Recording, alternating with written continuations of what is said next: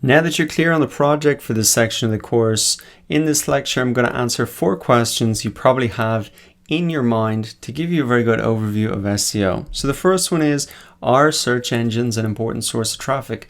Is SEO worth really you investing time to learn about? Number 2, why is traffic from the search engines so valuable, even more valuable than traffic coming from Facebook? Number 3, how do search engines actually work? How can you understand the game so you can really win it? Number 4, what are the click-through rates for those search results in Google? Now, as I answer all of these questions, I think it's going to give you a very good understanding of SEO back to front. I'm going to give you a couple of exercises to do in this lecture. I've also got plenty of examples, so I think you're really going to enjoy it. So let's get started with question number 101. Are search engines an important source of traffic? One of the best ways to determine how important search engines are going to be for your business is to look at how important it is for your competitors. And you can do that very easily by coming and looking on this tool, similarwebs.com. It's on our marketing tools list. And all you need to do is put in your competitors' URL here. So to give you an example that we can maybe all relate to, I'll come to udemy.com, pop that in there, get this report that comes up, but really the section that I'm most interested in is this part here, traffic sources. And I can see here that Udemy as a website as a whole gets 27% of their traffic from the search engines. So a third of their visitors come through the search engines. It's a massive part of their business.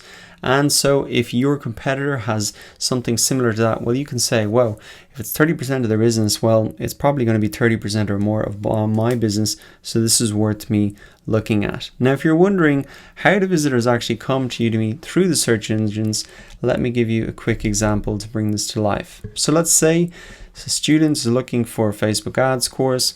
The top result here is a Udemy course, and they really come through the search engines here and head on into the Udemy site. Now, another way to determine if the search engines are going to be an important source of traffic for your business is to really see how often you use the search engines yourself. And this is easier to figure out than you might think. Just come across to the history here of your browser, and you can do this on any browser that you're using. And what you're going to see here is a list of all the websites that you visited. And you can see for me, there's a huge amount of websites. Now I want to narrow that down and get to just see the number of times that I've gone to Google, and specifically google.ie because I'm based in Ireland, to really find solutions to my problems. And you can see here that there's just a massive amount. I go to Google, I don't know, maybe 50, 100 times a day to search for things, to get answers to questions that I have. So if you're not sure if, Google can be an important source of traffic, we'll come in here and look at how often you actually use it to find and be brought to other websites, and that might change your mind. Now on to question number 2, why is traffic from the search engines so valuable? And I'm going to highlight this using an example. So traffic coming from Google is very valuable for 3 particular reasons, and it all boils down to the reason that people use Google and the search engines in the first place. So as an example, let's say I type in best desktop microphone. Now, this seems so simple, but it's very, very different right from the start. I've come to Google because I've got a problem. I don't know what the best desktop microphone is. I want to buy one. So I'm coming to Google to really get a solution to my problem. Not only that I'm actively looking for a solution, but I'm very specific in what I'm looking for. I'm looking for the best desktop microphone. And finally, I'm looking for it right now. So those 3 factors, that I'm actively looking for it, that I'm very specifically looking for something, and I want it right now, makes these search engines a very valuable source of traffic. Because if I'm the first result here and you can solve my problem, then there's a very good chance that I'm going to become a customer or sign up to your email list or whatever the call to action is. Now, think about it, and I think that can highlight the value by really comparing it to something else. So if I come to Facebook, I'm doing none of those 3 things. I'm not actively looking for anything. I'm here to just kind of, look at my friend's stuff. I'm not specifically looking for anything. I'm kind of browsing.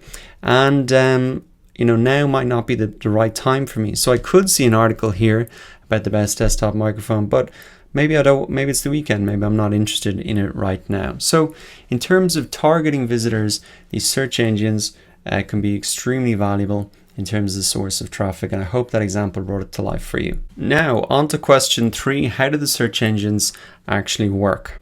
If we return to our example, you might be wondering, why did this Lifehacker article get to the top of the search results, and these ones down here are at the bottom of page 1, and all of these ones back here are on page 5. So what's really the difference? Why is Google organizing the search results in this way? Well, there are 2 key factors. The first thing is relevance. So it's absolutely no coincidence that I've searched for the best desktop microphone, and Google is trying to give me the most relevant search results. So you can see in the title of this web page, it says best desktop microphones. It's in the URL of the web page, and you can see here it's in the body, that really on the content as well. So that is no coincidence. Google is matching up the most relevant search results. And also you can see, in contrast, if we move further down the page, it says top 10 USB microphones. Now I didn't search for a USB microphone, I searched for a best desktop microphone. But if I change this, you'll see that these search results automatically change based on the relevance. So you can see here this Lifehacker thing now is down at number 6 or 7. So relevance is a key factor that really determines how those search results appear. Now, relevance is not the only factor. It's not just good enough to have a relevant post to get to the top of the search results. You also need to have authority. Google really wants to put the best content at the top so its users are happy and keep coming back to Google. And so the way that Google determines authority is through links, or also known as backlinks. And this is a big part of SEO. So you might be wondering, what is a link and why is it a good measure of authority? Well, I have found a link to this first article here on Google, and I'll show you how this kind of works in practice. So this is a blog post. It's about a guy talking about voiceovers. He goes through the process, etc., explains it all, and at the very end he talks about equipment. So he's saying to his audience, look, this is the equipment you need to carry out this process. And instead of him rehashing everything, he says, look, you can get these good microphones for less than 100. Lifehacker has a nice roundup. Here's a link to their post, and you can see this opens up on the same post here. So he's referencing this article. He's saying this is a good source of information. You should go check that out. Now Google really looks at these links and they say, well, if this guy plus maybe 50 other guys are linking to it, well then it must be a good source of information for that particular topic. So as a result, they rank you a lot higher in these search results. To recap on that point then, relevance and authority are the key factors to getting to the top of the search results, and that authority is really determined by the number of links that you have, the number of people referencing your content. Now the final point is about click-through rates, and this is a very quick point that I want you to understand. So you might be wondering, what are click-through rates? Why are they important? Well, click-through rates, it's very simple. It's really the percentage of people who search for a term and really how many people actually click through to the first result as opposed to clicking through to, say, the 5th result. And you might have heard about SEO. Everyone talks about I need to rank number 1. Why are people obsessed with that? Well, the reason is that the first result here gets a disproportionate amount of the clicks. So I've put through a quick example here. Now these are just estimates. The figures might be exact, but at a high level, it's true. So 31% of the people who search for a term will click on the first result, 14% second result, etc. You can see the split there that goes down. Position 6 to 10 is about 3%. So 70% of all the clicks will go to the first 10 results here on the first page of Google. So this is really where you want to be. And even more so if you can get to the top spot, that is extremely valuable place to be. Page 2, there are some clicks that will go there.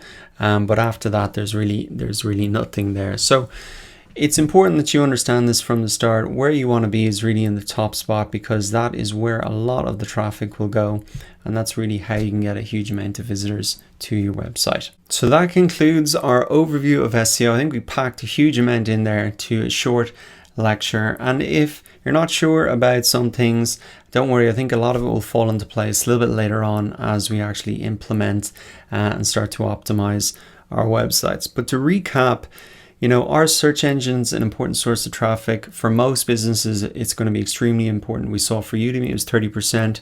You can use SimilarWeb to check it for competitors. You can also see how often you use the search engines by looking at your history. Point number 2 then, why is traffic from the search engines so valuable? Well, we saw even compared to Facebook that people use Google and the search engines with a specific purpose. They're actively searching for a solution to their problem. They're very specific about what they want, and they're looking for it right now. So if you can get your solution in front of them at that exact moment, you're going to get a much better chance of getting a sale, a sign up, etc. Point number 3, how do search engines work? Relevance and authority were the key factors that determine that. And finally, those click-through rates, we saw the breakdown, really the number 1 spot being where it's at. Now that you have a great overview of SEO, in the next lecture, let's look at how we measure SEO success.